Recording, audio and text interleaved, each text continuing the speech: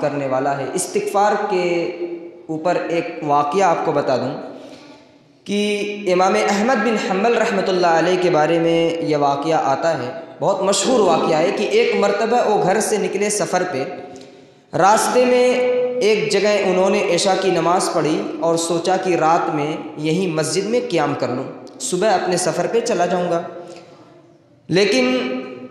مسجد کے جو ذمہ دار تھے وہ انتہائی سخت تھے، انہوں نے آپ کو ٹھہرنے نہیں دیا۔ چنانچہ آپ مسجد سے باہر آئے، آپ کی ملاقات ایک نانوائی سے ہوئی، وہ انہیں اپنے گھر لیوا کر گئے، آپ کو چارپائی لگا دی، آپ لیٹ گئے اور آٹا گود رہے ہوں نانوائی، اور استغفر اللہ پڑھ رہے ہیں۔ امام احمد بن حنبل رحمۃ اللہ علیہ نے یہ منظر دیکھا، اٹھ کر بیٹھ گئے اور ان سے پوچھا کہ یہ استغفر اللہ پڑھ رہے ہو، اس کا کچھ فائدہ تمہیں ملا؟ انہوں نے کہا کہ اس کا اتنا فائدہ ہمیں ملا کہ اللہ تعالیٰ نے ہمیں خوشحال بنا دیا، ہر طرح کی آسائش، ہر طرح کی نعمت ہمیں میسر ہے، صرف ایک خواہش ہماری پوری اب تک نہیں ہوئی، اب دیکھتے ہوں کب پوری ہوتی ہے۔ کہا کون سی خواہش؟ کہا میری خواہش، میری تمنا ہے، میں نے سنا ہے علاقے میں ایک بہت بڑے عالم دین ہیں امام احمد بن حنبل رحمۃ اللہ علیہ، ان سے ملاقات کی خواہش ہے، تمنا ہے، اب دیکھتے ہیں اللہ اس خواہش کو کب پورا کرتا ہے۔ امام احمد بن حنبل رحمۃ اللہ علیہ نے کہا بس کرو، اللہ نے آپ کی اس خواہش کو بھی پورا کر دیا، میں ہی امام احمد بن حنبل رحمۃ اللہ علیہ ہوں۔ آپ اندازہ لگائیں کہ استغفار کی کس قدر فضیلت ہے، کس قدر مقام ہے، انسان کی تمناؤں کو اللہ پورا کرتا ہے، انسان کی گناہوں کو معاف کرتا ہے۔ شیخ محترم نے آیت کریمہ پڑھی فَقُلْتُ اسْتَغْفِرُوا رَبَّكُمْ إِنَّهُ كَانَ غَفَّارًا، اللہ گناہوں کو معاف کرتا ہے، اللہ انسان کے مال میں برکت دیتا ہے، انسان کی اولاد میں برکت دیتا ہے، انسان کے باغات اور نہروں میں برکت عطا فرماتا ہے، یعنی استغفار کے سبب اللہ تعالیٰ بہت ساری نعمتیں ہمیں عطا فرماتا ہے۔ اس لیے ہم اپنے گناہوں کی سچی توبہ اللہ کی بارگاہ میں کریں اور چلتے پھرتے بیٹھے لیٹے استغفر اللہ ربی من کل ذنب واتوب الیہ پڑھتے رہیں۔ ہم اپنے کام پہ رہیں، دکان پر رہیں، لوم چلائیں، کرگا بنیں، جو بھی کریں ہم پڑھتے رہیں، انشاءاللہ اس کا فائدہ آپ کو نظر آئے گا۔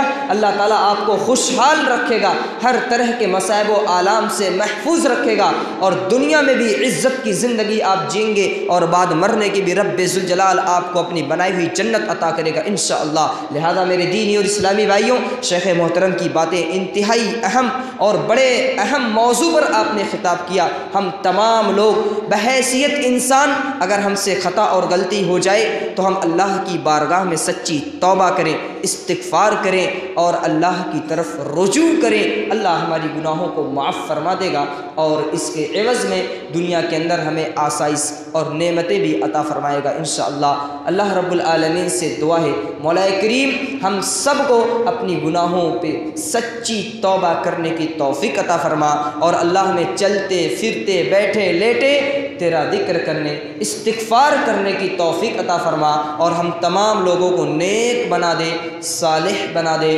جب تک زندہ رکھ دین اور ایمان پر، جب ہمارا خاتمہ ہو خاتمہ بالخیر ہو۔ آخر میں ایک بار پھر میں اسلامی لائبریری کے ان نوجوانوں کو مبارکباد پیش کرتا ہوں جنہوں نے اس بزم کو سجایا، اس پروگرام کو منعقد کیا۔ مجھے فخر ہے ان نوجوانوں پہ، ورنہ دور حاضر میں نوجوان تو فقط موبائل اور انٹرنیٹ کی دنیا میں لگا رہتا ہے، مگر یہ چند نوجوان ہیں جن کے اندر اللہ کی محبت، رسول پاک کی محبت، دین سے الفت اس قدر ہے کہ الحمدللہ یہ لوگ دین سے جڑے ہوئے ہیں، علماء سے جڑے ہوئے ہیں اور دینی پروگرام منعقد کرتے رہتے ہیں۔ اللہ ان لوگوں کو اس کا صلہ عطا فرما، اور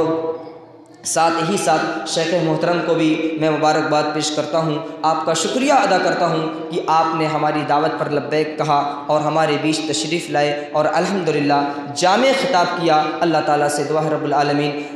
شیخ محترم کی باتوں پہ ہم تمام لوگوں کو عمل کرنے کی توفیق عطا فرما، آمین وما علینا الا البلاغ۔ اب آپ تمام لوگوں کے شکریہ کے ساتھ اس پروگرام کے اختتام کا اعلان کیا جاتا ہے۔ جزاکم اللہ خیر، السلام علیکم۔